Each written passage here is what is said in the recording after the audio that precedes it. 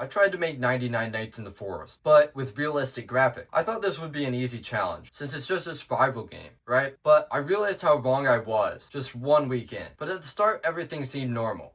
I was sitting at my computer thinking of a game to make when I remembered playing 99 Nights in the Forest on Roblox just a few months ago. The game is still popular with 500,000 concurrent players at any given time in the day. So I thought, I'm gonna make this game. But something I remembered when I played it myself is that I saw two big particular problems immediately after playing it. Problem number one is when I joined every game, because it's a multiplayer game, everyone else would just leave. I think it's because they just had something else to do or wanted to play with their friends or something. But it wasn't a very good situation when I'm trying to play a survival game that was built for multiplayer. I would lose every game because I would be alone by the end of night 5. So I knew instantly that when I made my game, I would have to solve this. So I would make a single player. That's not just because I don't know how to make multiplayer. Problem number 2.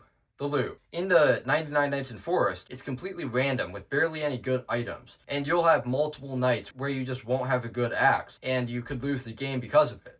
So I'll figure this one out later, but that's the problem I have to solve. Oh yeah, and the chest that gives you loot. Why do they take a full second to open? That's my question. Because it's really useless to just have a full second that you lose in time when it's a short day to begin with. So in my version, I'm not going to have any chests at all. Problem solved. Also, in 99 Nights, everything is cubes and squares like the Roblox look. So I thought that's an easy win. I can just make mine realistic, and then it will look much better. So with the plan set, I started coding. By that, I mean watching a tutorial about terrain generation. What I learned from the tutorial is that to make a terrain, you have to place a procedural ground by making a terrain in Unity and creating some Perlin noise, which is just an algorithm that creates different heights that you will make the ground. And then you just put that kind of noise into an algorithm and it generates some terrain for you. Pretty simple. But all it did is make a hilly gray terrain. So I threw on some grass to make it look a little realistic. Then I learned that grass optimization is a whole science with words like GPU instancing that I've never heard before. So I just ignored all of that and used this vegetation spawner instead. But at this point, I realized I need a player to be able to cut down trees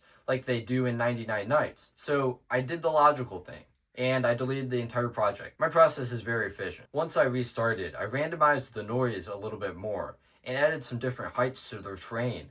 And suddenly, it started looking a little realistic, and I could see it all coming together. But then came the hard part, the assets. And since I wanted to learn Blender a little bit better, I made everything myself. Or at least I tried. I made this tree, and this other tree, and then I made this axe, and then I made this log. None of them really look realistic. Oh yeah, and this table. Forgot about that one. And all of this was done in one day. You can absolutely tell, but they looked fine, so I just left them as is. Once I made the 2 trees, I just spawned them around the map pretty easily, but quickly learned that I need colliders around every tiny branch of the tree if I don't want the player to walk right through. That was annoying. Then I gave the player an axe and let them cut the trees down. That part was way easier. At this point, it had been a week, and so far, I had pretty much made everything except the actual game. But at least the logs drop when you cut a tree down, right? So I made a simple click to pick up the logs and started working on the inventory.